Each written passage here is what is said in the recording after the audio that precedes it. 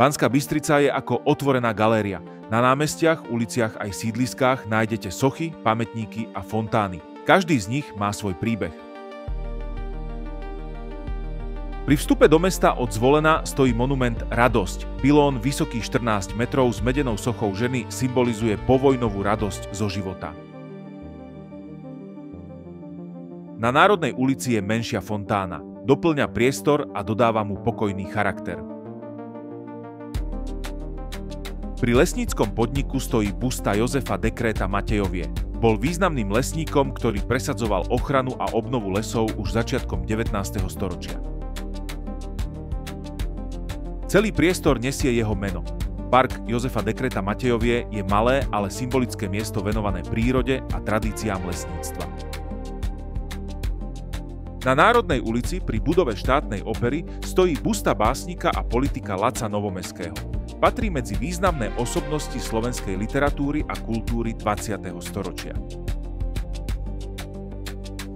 Pod Urpínom pri malej železničnej stanici Banská Bystrica mesto stojí baroková kaplnka svätého Jána Nepomuckého. Pochádza z 18. storočia a je zasvetená patrónovi mostov a riek. V srdci mesta stojí kamenná fontána na námestí SNP. Jej história siaha do 17. storočia. Dodnes je obľúbeným miestom na oddych. Neďaleko sa týči Mariánsky stĺp z roku 1719. Postavili ho ako poďakovanie za skončenie morovej epidémie. Na námestí stojí aj čierny obelisk. Je venovaný sovietským a rumunským vojakom, ktorí padli pri oslobodení Bystrice. Centrum mesta zdobia desiatky pamätných tabúľ. Pripomínajú osobnosti ako William Paulini Todt a Karol Kuzmán. Pred farským kostolom v hradnom areáli stojí súsošie Štefana Mojsesa a Karola Kuzmányho. Dvaja velikáni slovenského národného a duchovného života. Pred Filozofickou fakultou Univerzity Mateja Bela stojí jeho busta.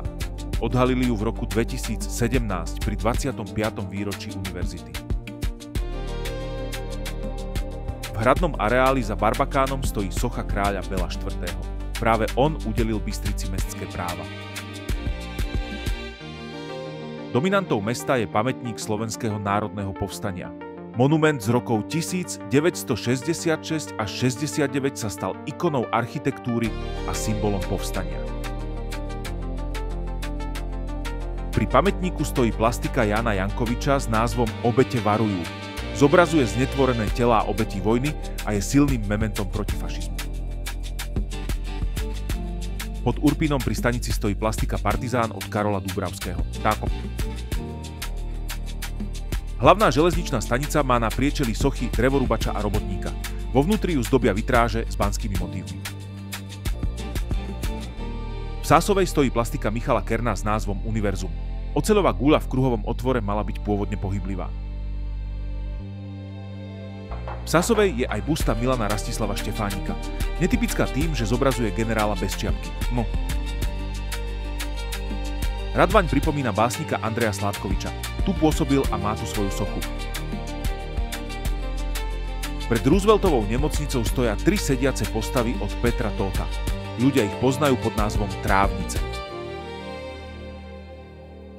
V areáli nemocnice stojí monumentálna fontána Kvet života. Oceľová guľa z malých guličiek je vysoká takmer 5 metrov.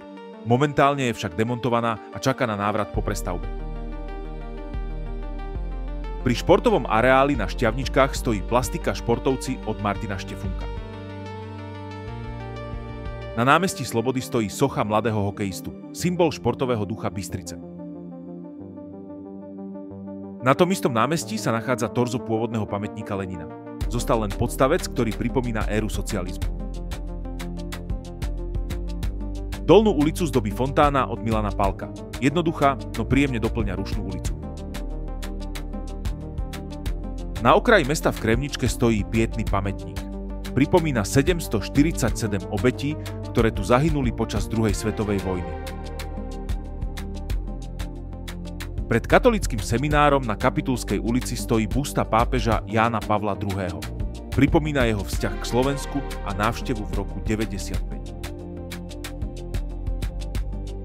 Na sídlisku SNP sa nachádza pamätný kameň s tabuľou venovanou Ústave Slovenskej republiky.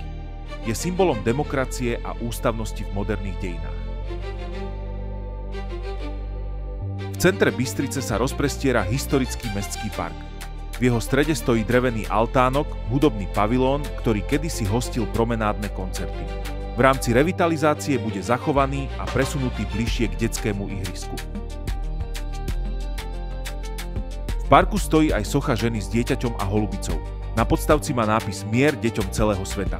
Pamätník je odkazom éry socializmu a symbolom mieru. Bystrica rozpráva svoj príbeh nielen cez ulice a domy, ale aj cez sochy, busty, pamätníky a fontány.